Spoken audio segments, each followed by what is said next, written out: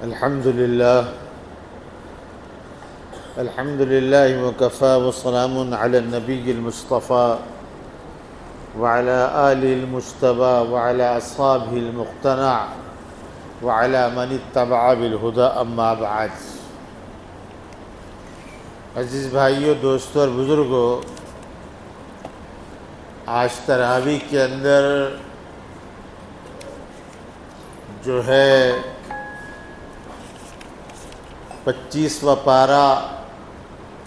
تلاوت کیا گیا ہے، جس کے اندر مختلف صورتیں جیسے سورہ شورا، سورہ حامیم سجدہ، سورہ زخرف، سورہ دخان، سورہ جاثیہ وغیرہ ان کی تلاوت کی گئی ہے۔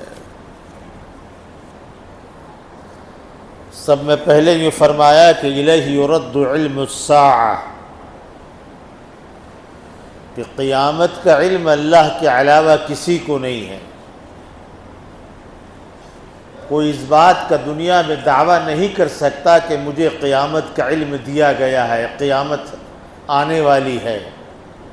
یا فلاں دن آئیں گی، فلاں تاریخ کو، فلاں سال آئے گی۔ حتیٰ کہ حضرت محمد رسول اللہ صلی اللہ علیہ وسلم کو بھی قیامت کا علم نہیں دیا گیا۔ ہاں، اس کی علامتیں بیان کی گئی ہے کہ یہ ہوگا، یہ ہوگا، یہ ہوگا، یہ ہوگا،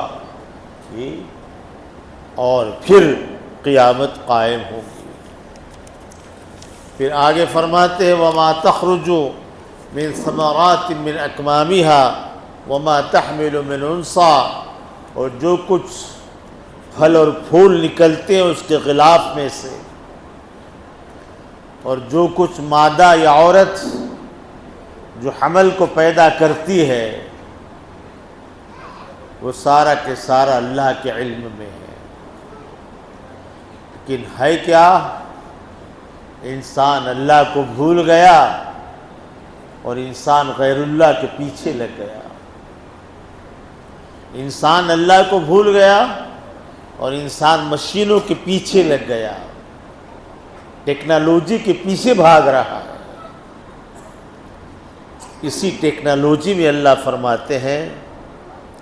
کہ جب انسان پر آفت آتی ہے، مصیبت آتی ہے، حالات آتے ہیں، وَإِن مَسَّهُ الشَّرُّ فَيَئُوسٌ قَنُوطٌ، جب اس پر آفت آتی ہے، برائی آتی ہے، تو مایوس ہو جاتا ہے، نا امید ہو جاتا ہے۔ اور جب ہم اس کو ہمارے پاس سے رحمت اور مہربانی عطا کرتے ہیں تو یوں کہتا ہے سب یہ تو میری وجہ سے ہوا، میں اتنا شارپ ہوں، اتنا جو ہے ہوشیار ہوں کہ راحت جو آئی ہے میری وجہ سے آئی ہے۔ آگے اللہ فرماتے ہیں وَلَنُذِيقَنَّهُم مِّنْ عَذَابٍ غَلِيظٍ، ہم ایک وقت آئیں گے، ایک وقت وہ آئے گا کہ ان کو ہم سخت عذاب چکائیں گے۔ اس کے بعد سورہ شورا شروع ہوئی، اور سورہ شورا میں اللہ سبحانہ وتعالی یوں فرماتے ہیں تکاد السماوات یتفطرن من فوقہن، قریب ہے کہ آسمان پھٹ پڑے اوپر سے، ہمارے اپنے گناہوں کی وجہ سے، مصیبتوں کی وجہ سے، ہمارے اپنے اعمال کی وجہ سے آسمان تھراتا ہے، کانپتا ہے، پھٹنے کے قریب ہوتا ہے۔ لیکن قربان جائیے حضرت محمد رسول اللہ صلی اللہ علیہ وسلم پر کہ آپ صلی اللہ علیہ وسلم نے ان تمام چیزوں سے اس امت کو بچایا ہے، اور اس امت کو اللہ کی پناہ میں دی ہے کہ اللہ جیسے اور امتوں کو آپ نے ہلاک کیا ہے، میری امت کو ہلاک مت کرنا۔ بعض امتوں پر پتھروں کی بارش کی گئی، بعض امتوں پر آسمان گرائے گئے، بعض امتوں کو پانی میں ڈبایا گیا، بعض امتیوں کی صورتوں کو سور اور خنزیر اور کتے اور بلیوں کی صورتوں میں تبدیل کیا گیا۔ قربان جائیے اس آقا صلی اللہ علیہ وسلم پر جس نے اپنے خدا کو راضی کرایا، مانگا کہ مولا میری امت بہت کمزور ہے، میری امت کے ساتھ ایسا مت کیجیے۔ پھر آگے فرماتے ہیں والملائکۃ یسبحون بحمد ربہم، اور فرشتے جو ہوتے ہیں وہ اپنے رب کی تسبیح اور تحمید بیان کرتے ہیں۔ وَيَسْتَغْفِرُونَ لِمَنْ فِي الْأَرْضِ، فرشتوں کا ہمارا کیا تعلق، وہ تو اللہ کی ایک مخلوق ہے، لیکن فرماتے ہیں کہ فرشتے ہمارے لیے استغفار کرتے ہیں۔ گناہ ہم کر رہے ہیں، توبہ کی ہمیں توفیق نہیں ہو رہی ہے، لیکن فرشتے جو ہمارے لیے استغفار کر رہے ہیں۔ آگے اللہ سبحانہ و تعالی پھر فرماتے آخرت کو کہ وہ دن ایسا دن ہوگا یوم الجمع، جس میں ہم سب کو جمع کریں گے، جس کے اندر کوئی شک نہیں ہے۔ فریق فی الجنہ، ایک گروہ جنت میں ہوگا، وہ فریق فی السعیر، اور ایک گروہ جہنم میں ہوگا۔ آگے اللہ سبحانہ و تعالیٰ نے شریعت کو بتلایا کہ ہم نے شریعت تمہارے لیے کیوں اتاری ہے۔ اس سے پہلے بھی ہم نے انبیاء علیہ السلام پر شریعت کو نازل کیا ہے، لیکن ساری شریعتوں میں ایک چیز تھی، وحدانیت، کہ ایک اللہ کو مانو، اس کے ساتھ کسی اور کو شریک مت مانو۔ پھر آگے اللہ سبحانہ و تعالی ارشاد فرماتے ہیں والذین یحاجون فی اللہ من بعد ما استجیب لہ، جو لوگ جھگڑتے ہیں اللہ کی بات میں جب لوگ اس کو مان چکے ہیں، ان کا جھگڑا، ان کی حجت باطل ہے، وعلیہم غضب، ان پر غصہ ہے اور سخت عذاب ہے۔ آگے فرماتے ہیں اللہ لطیف بعبادہ، اللہ اپنے بندوں کے ساتھ بہت مہربان ہے، بڑے رحم کرنے والے ہیں۔ یرزق من یشاء، جس کو چاہتے ہیں وہ رزق دیتے ہیں۔ رزق جو ہے وہ اللہ سبحانہ و تعالیٰ کے ہاتھ میں ہے۔ حضرت مولانا شاہ عبد الغنی صاحب پھول پوری رحمۃ اللہ علیہ ایک بہت بڑے اللہ والے تھے۔ حاجی امداد اللہ صاحب مہاجر مکی رحمۃ اللہ علیہ، جو ہمارے علماء دیوبند کے سب میں بڑے سرتاج گزرے ہیں، انہوں نے لکھا ہے کہ جو شخص روزانہ صبح کو 70 مرتبہ پابندی سے یہ آیت پڑھے، اللہ لطیف بعبادہ یرزق من یشاء وہو القوی العزیز، تو اللہ سبحانہ و تعالی رزق کی تنگی سے اس کو محفوظ رکھتے ہیں۔ آگے پھر اللہ سبحانہ و تعالی نے حضور اکرم صلی اللہ علیہ وسلم کی محبت اور آپ صلی اللہ علیہ وسلم سے تعلق اس کو بیان فرمایا، اور بیان کرتے ہوئے اللہ فرماتے ہیں کہ ہمارے پاس رزق کی کوئی کمی نہیں ہے، لیکن اگر ہم رزق کو عام کر دیتے لغبغوا فی الارض، تو لوگ دنیا میں ظالم بن جاتے، لوگ دنیا میں ایک دوسرے پر ظلم کرتے۔ ہمیں معلوم ہے کس کو کتنا دینا ہے، کب دینا ہے، کس طرح دینا ہے۔ اور پھر اللہ سبحانہ و تعالیٰ اپنی بہت ساری نعمتوں کو بیان فرمایا کہ اس کی نعمتوں میں سے کیا ہے، جی الجوار فی البحر کالعلام، کہ دریا میں جہاز چلتے ہیں جیسے پہاڑوں کی طرح۔ یہ کون چلا رہا ہے؟ وہ چاہے تو روک دے ہوا کو، جہاز وہیں ٹھہر جائے، لیکن اللہ سبحانہ و تعالی وہ بڑے کریم ہے اور بڑے لطیف ہے، اور اللہ سبحانہ و تعالی بہت مہربان ہے۔ جی پھر آگے اللہ سبحانہ و تعالی فرماتے ہیں وما اصابکم من مصیبت فبما کسبت ایدیکم، جو کچھ تمہارے اوپر حالات آتے ہیں وہ حالات تمہارے اپنے اعمال کی وجہ سے۔ ہم نہیں چاہتے ہمارے بندوں پر ظلم کر رہا، لیکن بندہ اپنی ذات پر ظلم کرتا ہے کہ وہ ایسے اعمال کرتا ہے۔ جی پھر آگے فرمایا وہ جزاء سیئۃ سیئۃ مثلھا، اور برائی کا بدلہ برائی ہے، لیکن فمن عفا واصلح، جو معاف کر دے، صلح کر لے، فاجرہ علی اللہ، اس کا اجر اللہ پر ہے،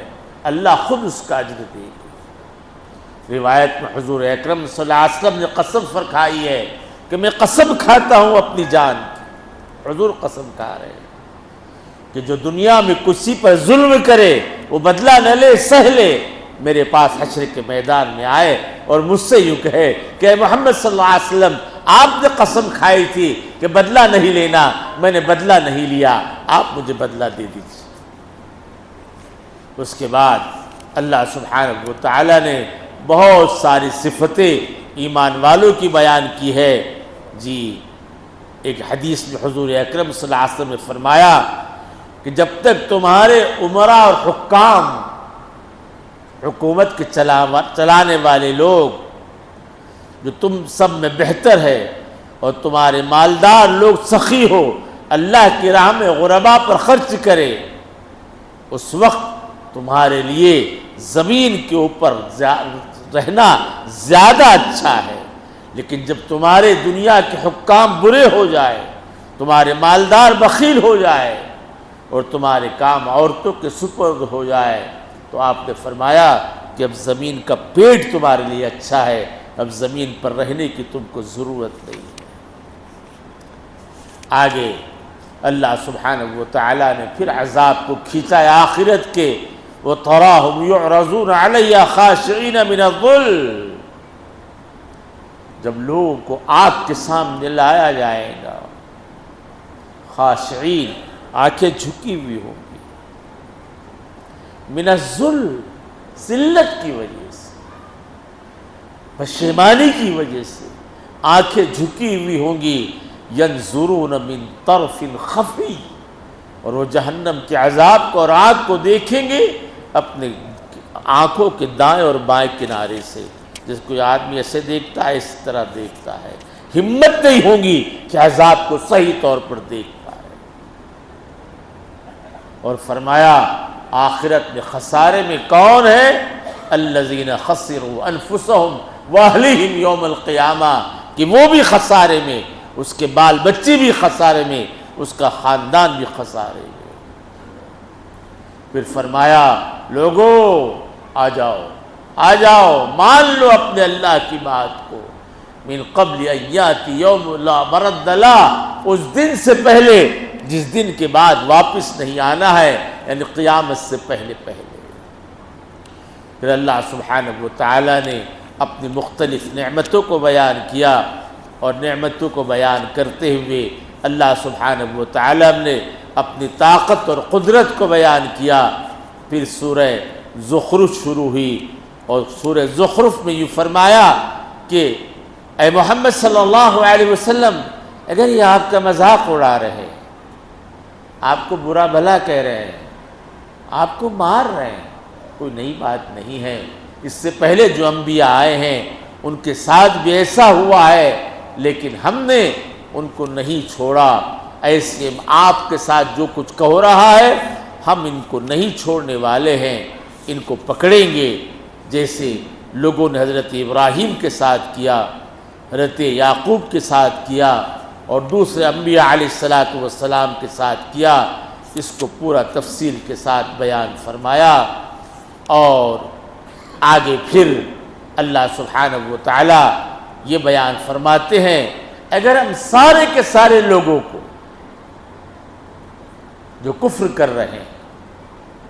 ہمارے پاس قوت ہے، طاقت ہے، ہم ان کی چھتوں کو چاندی کی بناتے، ان کے گھروں کی سیڑھیاں چاندی کی بناتے، ان کے گھروں کے دروازے اور تخت جس پر وہ ٹیک لگا کے بیٹھتے ہیں وہ پورا کے پورا ہم سونے کا بنا دیتے، ہمارے بادشاہت میں اور ہماری طاقت اور قوت میں ذرہ برابر بھی کمی ہونے والی نہیں۔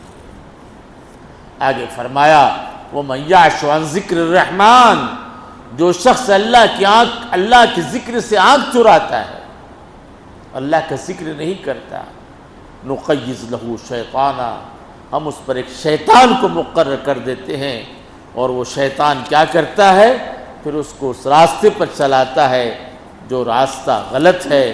اور جو راستہ جو ہے وہ گمراہی کی طرف لے جانے والا ہے۔ پھر اللہ سبحانہ و تعالیٰ نے جو ہے فرعون کا تذکرہ کیا کہ فرعون نے حضرت موسیٰ کے بارے میں کیا کہا، ارے موسیٰ مجھ سے اچھا تو میں ہوں، اس کو بولنا بھی نہیں آتا جی۔ لیکن اللہ فرماتے ہیں فلما آسفونا، جب اس فرعون نے ہم کو غصے میں لایا، انتقمنا منہم، ہم نے چھوڑا نہیں، بدلہ لیا اس سے، فاغرقناہم اجمعین، اور ہم نے ان سب کو ڈبایا۔ ایسی مختلف صورتوں میں اللہ سبحانہ و تعالیٰ نے مختلف چیزوں کو بیان فرمایا، اور فرمایا هل ينظرون الا الساعة، کہ لوگ قیامت کا انتظار کر رہے ہیں، ان تأتیہم بغتہ، وہ قیامت تو اچانک آ جائے گی، محسوس بھی نہیں ہوگا کہاں سے آئی ہے۔ الاخلاء یومئذ بعضهم لبعض، کتنے دوست اس دن ایک دوسرے کے دشمن ہو جائیں گے، ایک ساتھ کھاتے پیتے تھے لیکن دشمن ہو جائیں گے۔ اور جنتیوں سے کہا جائے گا ادخلوا الجنت انتم وازواجکم، جاؤ جاؤ جنت میں جاؤ تم اور تمہاری بیویاں عزت کے ساتھ، یطاف علیہم بصحاف من ذہب، تمہارے پاس نوکر چاکر آئیں گے سونے کی رکابیاں لے کر، سونے کے کٹورے لے کر، وفیہا ما تشتہی الانفس، اور اس جنت میں وہ ملے گا جو دل نے چاہا، وتلذ العیون، جس سے آنکھ کو جو ہے لذت حاصل ہوگی۔ یہی وہ جنت ہے جس کا ہم نے تم سے وعدہ کیا تھا۔ اور پھر جہنمیوں کے بارے میں جب جہنم میں ڈالا جائے گا، وہ نادو یا مالک، وہ جہنم کے داروغہ کو بلائیں گے، اس کا نام مالک ہے، اور اس سے یوں کہیں گے لیغضی علینا ربک بالحق، ارے مالک کچھ تو کر، اللہ کے پاس جا، ہمارے عذاب کو ہلکا کر۔ وہ مالک یوں کہے گا قال انکم ماکثون، میں کیا ہلکا کروں، اب تو تم کو اس میں ہمیشہ رہنا ہے۔